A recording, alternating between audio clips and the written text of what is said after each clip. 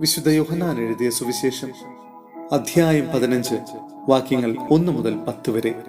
മുന്തിരിച്ചെടിയും ശാഖകളും.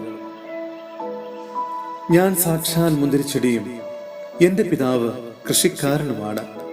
എന്റെ ശാഖകളിൽ ഫലം തരാത്തതിനെ അവിടുന്ന് നീക്കിക്കളയുന്നു.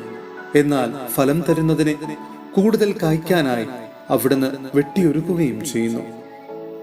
ഞാൻ നിങ്ങളോട് പറഞ്ഞ വചനം നിമിത്തം നിങ്ങൾ ശുദ്ധിയുള്ളവരായിരിക്കുന്നു.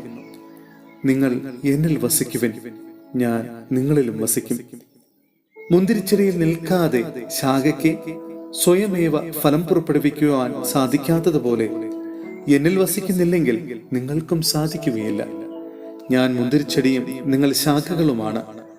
ആര് എന്നിലും ഞാൻ അവനിലും വസിക്കുന്നുവോ അവൻ ഏറെ ഫലം പുറപ്പെടുവിക്കുന്നു. എന്നെ കൂടാതെ നിങ്ങൾക്കൊന്നും ചെയ്യാൻ കഴിയുകയില്ല. എന്നിൽ വസിക്കാത്തവൻ മുറിച്ച ശാഖ പോലെ പുറത്തെറിയപ്പെടുകയും ഉണങ്ങിപ്പോവുകയും ചെയ്യുന്നു. അത്തരം കമ്പുകൾ ശേഖരിച്ച് തീയിലിട്ട് കത്തിച്ചു കളയുന്നു.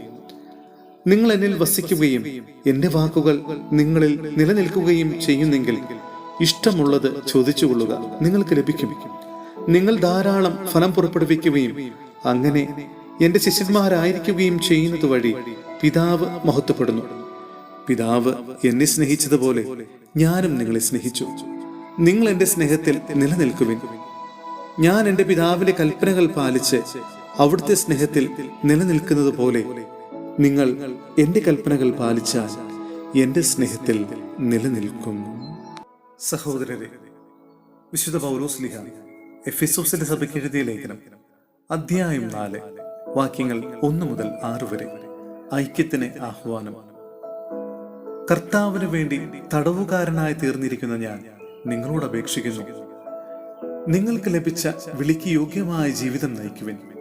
പൂർണ്ണമായ വിനയത്തോടും ശാന്തതയോടും ദീർഘക്ഷമയോടും കൂടെ നിങ്ങൾ സ്നേഹപൂർവം അന്യോന്യം സഹിഷ്ണുതയോടെ വർത്തിക്കുവിൻ. സമാധാനത്തിന്റെ ബന്ധത്തിൽ ആത്മാവിന്റെ ഐക്യം നിലനിർത്താൻ ജാഗരൂകരായിരിക്കുവിൻ. ഒരേ പ്രത്യാശയിൽ നിങ്ങൾ വിളിക്കപ്പെട്ടതുപോലെ ഒരു ശരീരവും ഒരു ആത്മാവുമാണുള്ളത്. ഒരു കർത്താവും ഒരു വിശ്വാസവും ഒരു ജ്ഞാനസ്നാനവുമേയുള്ളൂ. സകലതിലുമുപരിയും സകലതിലൂടെയും സകലതിലും വർത്തിക്കുന്നവനും നമ്മുടെയെല്ലാം പിതാവുമായ ദൈവം ഒരുവൻ മാത്രം.